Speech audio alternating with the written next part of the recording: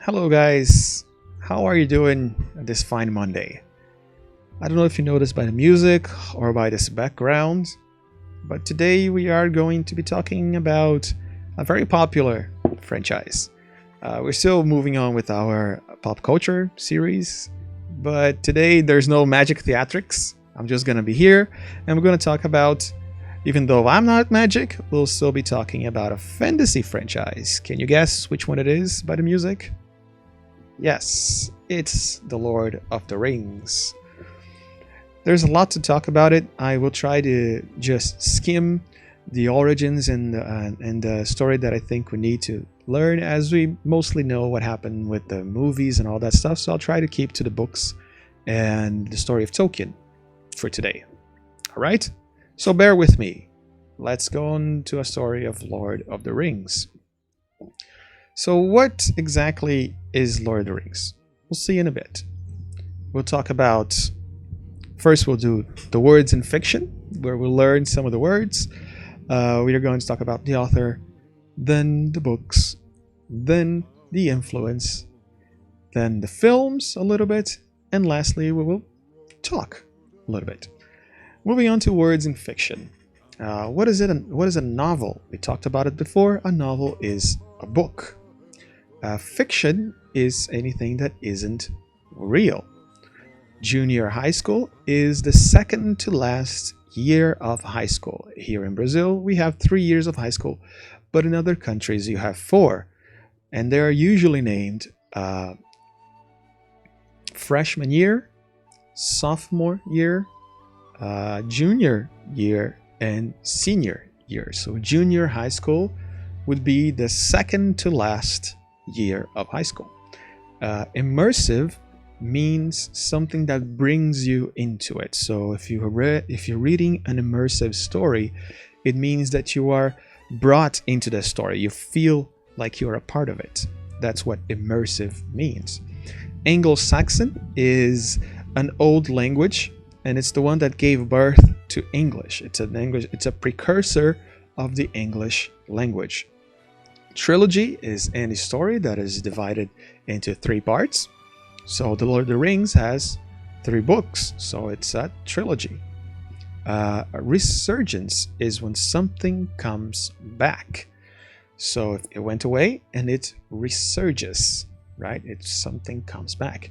And race, usually when we talk about humans, it just means if we are Caucasian, Black, Asian. But in fantasy books, you usually have different kinds of races and creatures. So in Lord of the Rings, you have elves, you have dwarves, you have humans, so all kinds of different races. Let's talk a little bit about the author. Who was this guy? It all begins with J.R.R. Tolkien. He was an impressive guy by any means, and let's see what he did. He was born in 1892. He was a university professor of Anglo-Saxon and English, so he was already a university professor.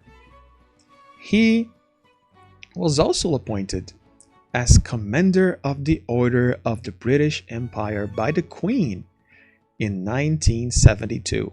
That was 1 year before he eventually passed away, before he died. It's more of a commemorative title. It's more of a respect given to people who contributed to culture, and he was one of the greatest writers in these last few centuries. And he was also friends with C.S. Lewis, writer of, you might have heard of that, the Chronicles of Narnia. They actually had a discussion group, a literary discussion group, where they discussed literature. So a lot of great minds working together to write stories. Let's talk a little bit about the books. I mean, I know there's a lot more achievements that Tolkien did in his life, but we don't have that much time. But he was a tremendous individual, a great person. Moving on to the books. The books began as a 2-part story. The second part was the Silmarillion, right there. Unfortunately, that didn't really happen, mostly because the publishers didn't like that. And instead, they decided to release it in 3 parts over a year. The Silmarillion was left for later. So we had the first part, the Fellowship of the Rings, then the Two Towers, then the Return of the King. It was supposed to be 1 book, but it was divided into 3. The books, though, were a huge success and are claimed to be responsible for the resurgence of the fantasy genre, meaning they brought fantasy back. People were not really into fantasy by that point in time, but people got more into fantasy because of these books. The books tell the story of a long journey through the points of view of the characters, mostly the hobbits. If you watch the film, you will know that these are the guys that we see throughout the whole movie, and the story is told mostly by their points of view. It's told as if they are telling the story. And the name of the books references the main antagonist, Dark Lord Sauron. He was the Lord of the Rings. He created a ring to control Middle Earth. Many rings were created, and there's a whole story. 3 for the kings of the elves, 9 for the humans, 5 for the dwarves. And Sauron created one to control all the others because he wanted to control Middle Earth. Middle Earth being the world where the story takes place. And that's who the books are named of. So the story of Lord of the Rings is a high fantasy one. But what does it mean? What is high fantasy? Yes, I know, Gandalf, I know. What is high fantasy? So fantasy books are usually divided into 2 types. We have high fantasy and low fantasy. Lord of the Rings is considered high fantasy, while Harry Potter, for example, is considered low fantasy. What that means is, and pay attention to this, high fantasy is a story where you have a different world with different kinds of laws. So with different races, with magic, with all of that stuff. It's a different reality than our own. While low fantasy means it's a story that has fantasy elements, but it happens in our world. So Harry Potter, for example, happens in London, and Hogwarts is a school in London. It's hidden, but it's still in London. While Lord of the Rings happens in a totally different world called Middle Earth. It has elements from our reality. You have humans, you have the way the races organize themselves in their houses and society. It's still very much human, but the story happens not on Earth. It happens on a different kind of reality, a different kind of planet. All right, so that's the main fantasy. High fantasy happens in a different world with many other types of races, while low fantasy happens on Earth but with fantasy elements. All right, very good. So the Lord of the Rings influenced many authors after Tolkien. One of them, you might have heard of him. Have you ever heard of Game of Thrones? Let's see how Game of Thrones fits into this. This is a story of George R.R. Martin. He is the writer of Game of Thrones. Let's see how The Lord of the Rings influenced his writing. Reading is vicarious experience. These are mostly the miniatures that I wrote stories about when I was a kid. I've reflected on this a lot, and I look back and think of the whole question of memory. I mean, what are we? What shapes us as human beings? I grew up in the projects of Bayonne, New Jersey. We were poor. Other kids would go down the shore for the summer and go to the beach or go to the mountains and with their families' cars. We never went anywhere in the summer. We just stayed in the same old place. But books took me everywhere. I read Lord of the Rings, probably junior high school. You know, it opens like with a dissertation on pipeweed. And then there's a birthday party. And I'm saying, where are the giant snakes? Where are the scantily clad women? There's no sword fights here. What's going on? But then it started picking up steam. Rivendell and the Black Riders. By the time I got to the Mines of Moria, I had decided that this was the greatest book that I'd ever read. The Lord of the Rings describes the epic struggle of a band of humans and elves, led by a wizard named Gandalf and a hobbit called Frodo, who embark on a journey to save their world from evil. One popular interpretation of Tolkien's novel looks at it as an exploration of the famous phrase, "Power corrupts, and absolute power corrupts absolutely." It was so totally immersive.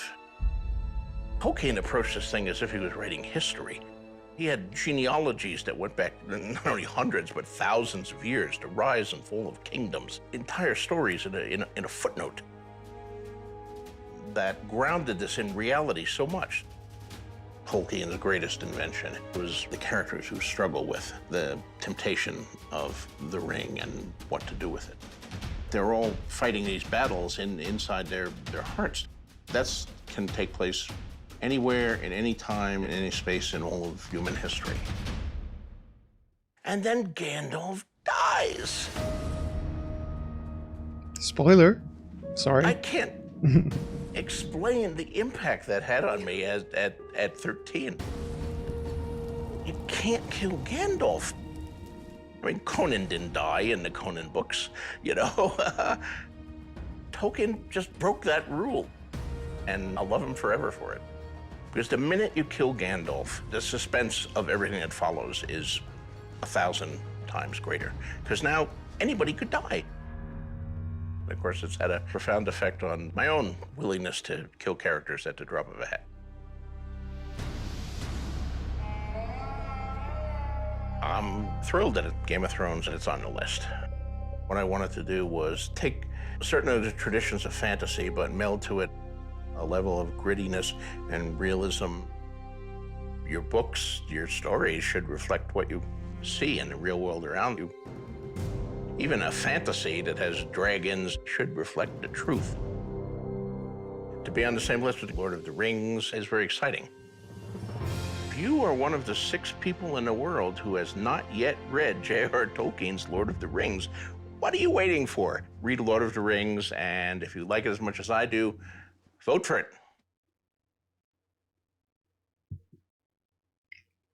Very good. And nice commercial there. A nice commercial by George R.R. Martin, the guy who wrote Game of Thrones. I haven't read particularly Lord of the Rings. I did read some of it. I didn't read the whole trilogy, but it's a nice, how should I put this? It's a nice advanced read. Right, it has, as I said, he was a professor of English, so I would advise you people to keep reading other things, keep training your English, and then maybe one day come back to it as kind of a challenge. It is kind of a challenge read if you try to read it in English, but it's still an amazing story. So let's talk about the films.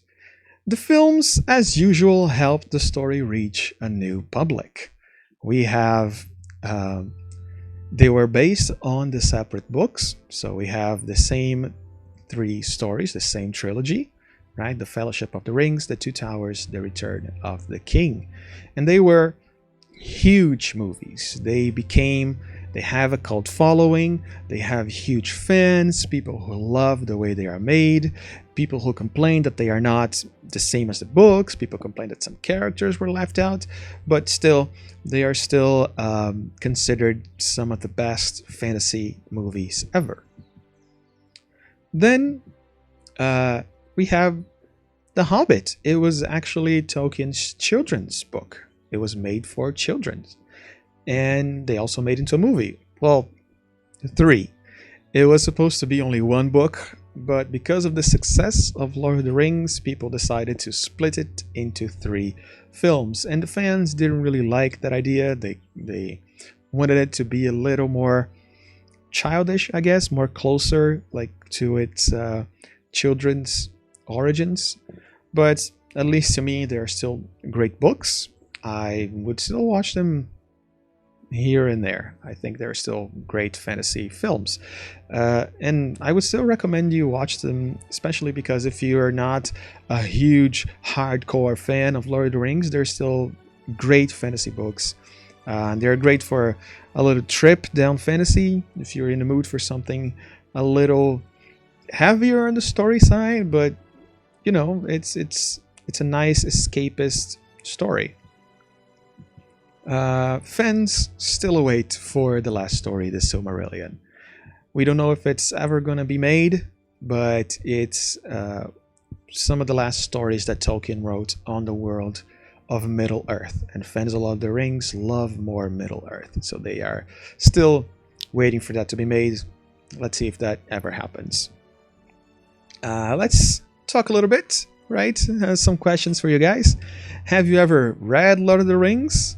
Did you watch the films? I know these are the same questions as our Harry Potter online content, but I'll try to give you guys something extra in the homework so we can talk a little bit more. I'll ask for some opinions from you guys.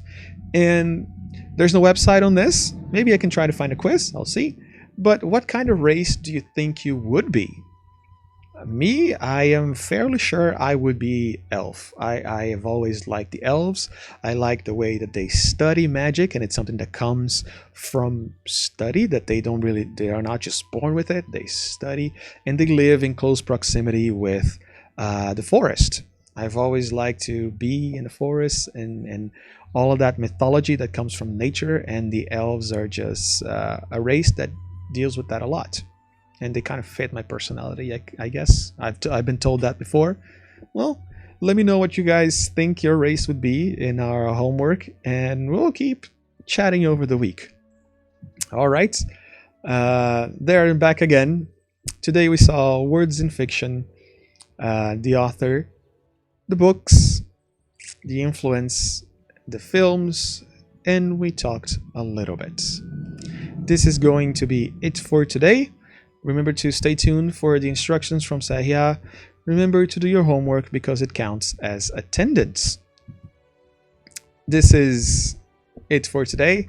This has been a CEBRAC English tale by Mr. Vítor, and I will see you guys for our next online content next Monday. Have a great week, guys, and let me know what you think in the comments. Whoops, I mean our group.